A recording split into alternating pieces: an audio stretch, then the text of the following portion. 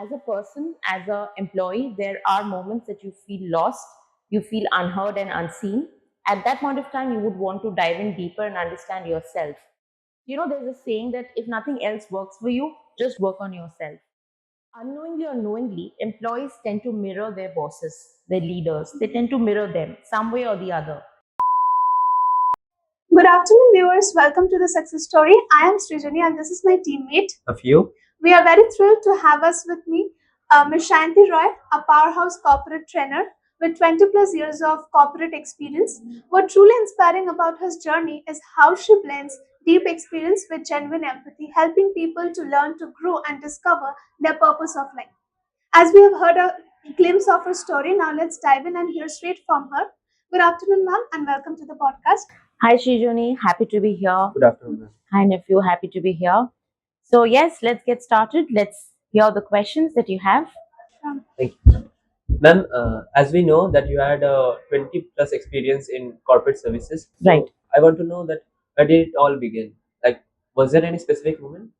Well, it all started back in 2005, and I started working with companies like Accenture, Bharti Airtel, so on and so forth. And I was in telecom service, customer service, customer experience, business development. So those were my initial roles, and 12 years went by working with different corporates in different markets. Um, and what I realized eventually was that as a person, as an employee, there are moments that you feel lost, you feel unheard and unseen. At that point of time, you would want to dive in deeper and understand yourself, develop a self awareness. So, with that, I started to try and understand human behavior, what elements you can bring in to improve human resource. So, that took me onto the journey of learning and development, training and development, and I started exploring that. So, today I bring my learning to organizations to help them better their work environment with better synergy. Yeah. So, as young professionals like us, they often feel lost in their life, not sure about what to do, how to overcome those challenges. So, is there any particular practice to find that? Yes. So you can try doing one thing, take a piece of paper and write down your strengths, weaknesses, opportunities, and threats. So once what are your strengths and weaknesses, you'll be able to, make changes accordingly. And weaknesses are not weaknesses; they are actually areas of improvement. So those are the things you can do and understand your opportunities. What opportunities lie within you, what opportunities lie in the world outside, and maybe some competition, some threat, some things that you need to change in. Those are the things. So that's one practice a person can do and improve your relationship with work. Understand how well you relate to your work. The more you understand yourself, the more you understand the work that you do. So these are some of the practices, Srijani, and I guess it is all about what interest we take as individuals in our work. I hope that answers your question. Yes, absolutely. Ma'am, as we know that you have moved from corporate and telecom services to learning and building people. Yeah. So was there any specific moment that made you choose this path? Yes, there were many such moments, but just to give you a background, I always liked the idea of corporate training. I always liked the idea of people development. I didn't have the opportunity to do it initially. Okay, what happened was there are testing times in your life. You perhaps experience something that changes the way you think. So I had some hard times. I would say a very difficult work environment that pushed me to understand myself at better. There's a saying that if nothing else works for you, just work on yourself. Work on, try and understand yourself. The more you work on yourself, you'll be able to help others. Firstly, help yourself and then help others. So that was the turning point for me. And I think I'm thankful for the experiences that went well and also the ones that didn't go well. Both. Yeah. You have worked with telecom services like Airtel and Vodafone, so you have seen both scale and pace. Yes. So, how did this early high energy environment shape your view of leadership and workplace culture? Wow, that's a beautiful question and a very well crafted professional question to the team. Thank you.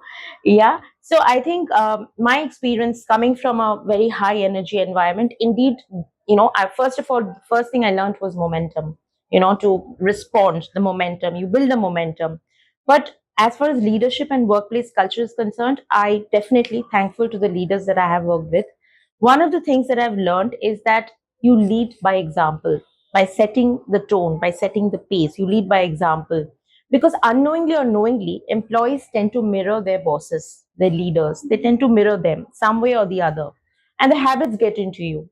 Okay. So leaders tend to leave an impression even at the times that it's not going so well also. So as a leader, I think we are all leaders in a way, right? So we should also in our hard times, bad times, try to try to be a good leader, try to set a good example, because that stays with everyone. The good times also stay, but the bad times, how to survive in the bad times, that stays longer, is what I feel. Behavior plays a crucial role. Behavior plays a crucial role. Yes, absolutely, absolutely. So, Great. ma'am, what's one trait that differentiates leaders from managers? One basic trait is the ability to listen, and not just listen when you're speaking up, but ability to listen in the sense to understand the pulse of the organization. Okay, so if I were to give you an example, have you heard of binaural tunes? Binaural tunes, you can look it up sometime. Binaural tunes are nothing but frequencies that is normally not audible if you just have it on. It is audible when you have the headphones on.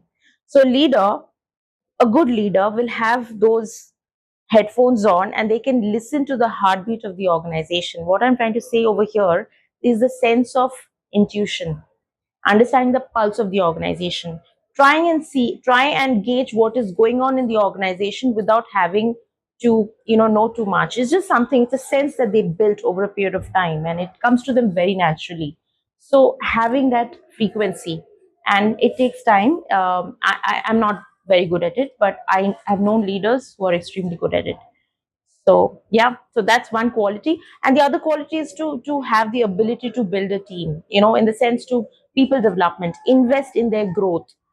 Okay, so that is one thing, that also, so good leaders always will not think about themselves. They will try to shape the team, they will try to build them in a manner that helps them with their growth. Hope that answers your question. Really inspiring, ma'am. Thank you. As Yeah. we are looking on your past, was there any specific rewarding moment of your life? Yes, there were a lot of rewarding moments, and I would say that so I've always been into account management is basically when you are it's a sales and service combined role when you're meeting corporates.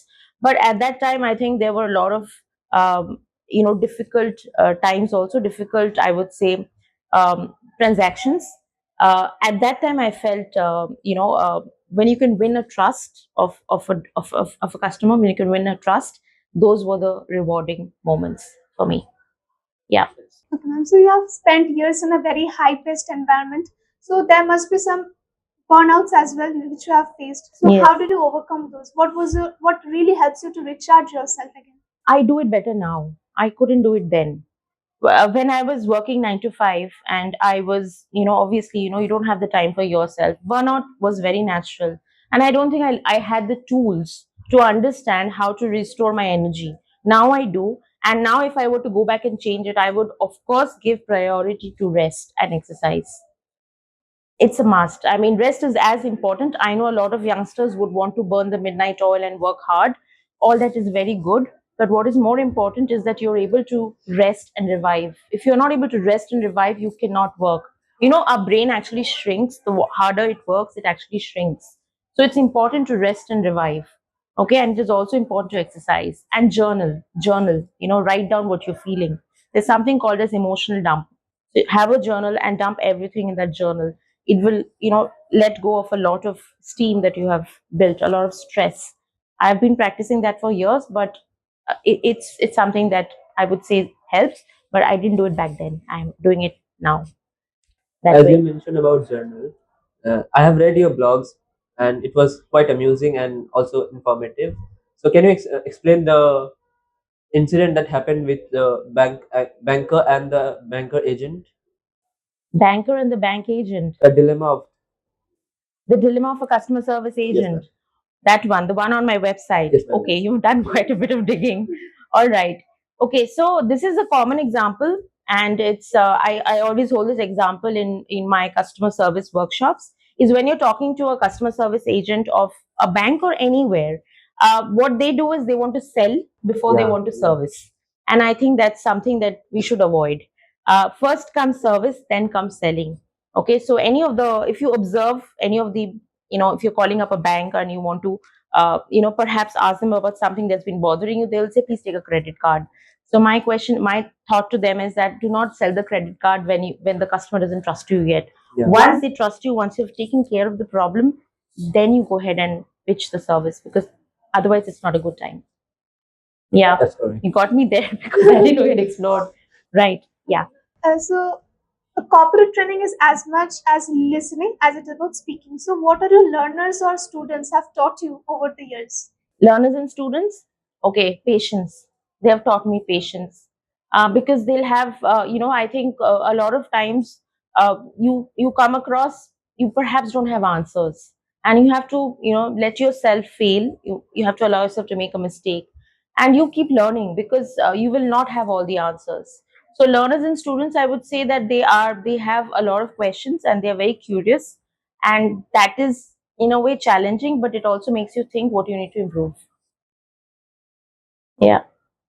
So as you mentioned empathy a quite number of times, Mhm. so do you think these current startups and new founders are balancing the empathy and productivity in their work-life balance?